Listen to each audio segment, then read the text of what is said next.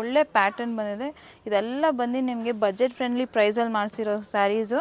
2700 budget. ಬಟ್ಟೆ ಎಲ್ಲ ನಿಮಗೆ ಪ್ರೀಮಿಯಂ ಕ್ವಾಲಿಟಿ ಬಟ್ಟೆ ಬರುತ್ತೆ. ಕಂಪ್ಲೀಟ್ಲಿ ನೋಡ್ತಾ ಇರ್ಬೋದು ಎಷ್ಟು ಡಿಫ್ರೆಂಟಾಗಿದೆ ನೋಡಿ. ಪಲ್ಲು